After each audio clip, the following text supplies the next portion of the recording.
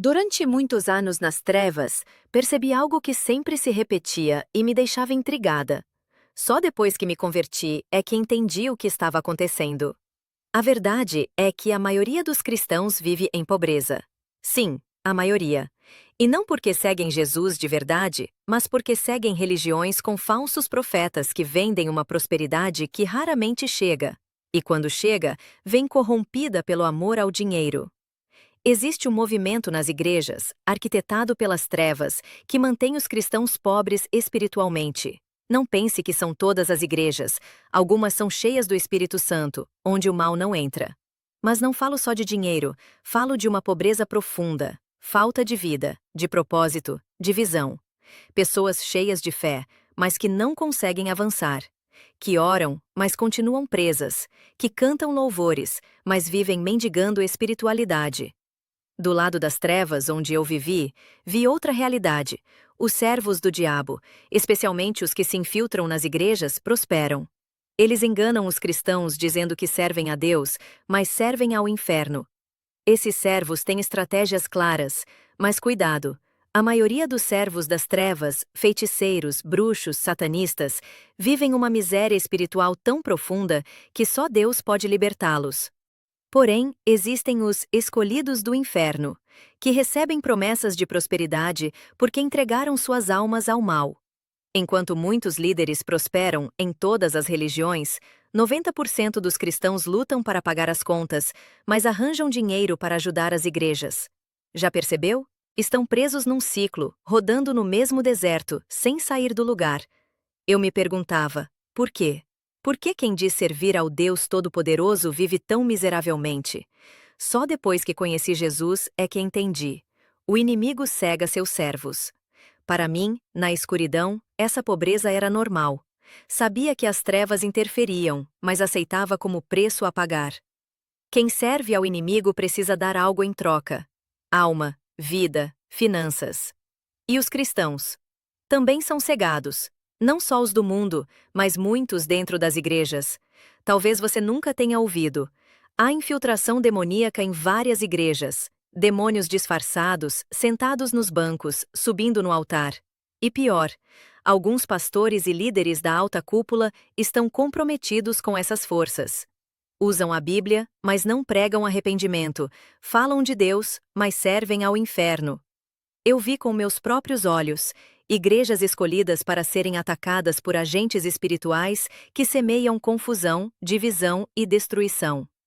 O diabo mantém os cristãos pobres distraindo-os, fazendo-os correr atrás da bênção sem buscar o verdadeiro dono dela. E não te conto isso para assustar, mas para acordar você. A verdadeira riqueza não está no bolso, mas na autoridade espiritual, e muitos vivem como mendigos espirituais porque não entendem isso. Mas saiba, essa realidade pode mudar. A mesma luz que me tirou das trevas pode acender aí dentro de você. Jesus já te deu as chaves, agora é hora de usá-las. Durante meus anos nas trevas, vi coisas que ainda me enojam. Só entendi depois de conhecer a luz de Cristo. Uma delas é a pobreza que assola o povo cristão. E quando falo isso, muita gente se ofende, como se eu dissesse que todo crente é miserável. Não é isso. Não falo de miséria extrema, mas daquela pobreza disfarçada de luta. Pessoas sinceras que servem a Deus, mas vivem correndo atrás do básico: luz, aluguel, comida, e nunca sobra nada. Trabalham duro, dormem pouco, se esforçam para criar os filhos, honrar o dízimo e participar da igreja, e vivem cansados, exaustos por dentro. Posso afirmar, pelo menos 90% dos cristãos que conheci vivem assim.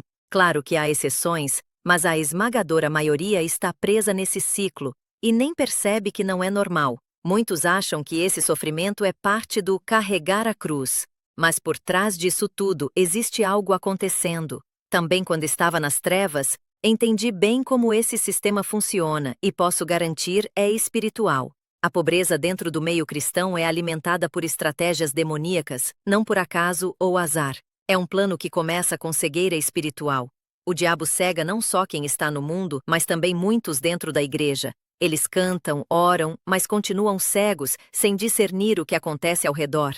No ocultismo, sabíamos exatamente como atacar as igrejas. Demônios eram enviados para plantar confusão, distração, divisão. Muitos líderes estão comprometidos com essas forças. Pregam com a Bíblia na mão, mas servem a outro senhor. Usam o nome de Deus, mas são guiados pelo espírito do engano. E esses líderes se aproveitam da sinceridade do povo cristão. Vi irmãos deixando de comer para entregar dízimo, abrindo mão de coisas básicas para honrar a Deus. E enquanto isso, esses falsos líderes enriquecem, enquanto o povo vive em desespero. Tudo isso sustentado por uma mentira repetida nos púlpitos. Sua bênção vai chegar, continue fiel, a prosperidade está vindo. Mas ela nunca chega. Anos e décadas passam, e a vida permanece no mesmo lugar. Ou pior. E tem mais. Esses falsos profetas recebem apoio espiritual do inferno. Pode parecer loucura, mas é verdade. As trevas financiam líderes corruptos para reprimir os verdadeiros ministros de Deus. Ministros genuínos enfrentam perseguições, esquecimentos, dificuldades, porque o plano do diabo é simples: calar a voz dos que falam a verdade. Enquanto isso, os falsos líderes prosperam e vivem em luxo. O povo continua preso a um ciclo de pobreza espiritual e financeira, alimentado por falsas doutrinas que ensinam que ser rico é pecado, que prosperidade é ganância. Isso gera culpa, medo e autossabotagem em quem deveria prosperar. Mas Deus não nos chamou para viver assim. A prosperidade bíblica é real. Deus prometeu abundância, vitória e bênçãos para seus filhos. O problema é que essa verdade foi distorcida e escondida para manter o povo submisso, preso e cansado. Chegou a hora de acordar, de romper com sistemas que exploram, manipula e aprisiona, de buscar conhecimento, arrependimento e um posicionamento firme em Cristo. Não fomos chamados para viver com medo ou culpa, mas para viver em autoridade, luz e vitória, ocupando nosso lugar na família, na igreja, no trabalho e na sociedade.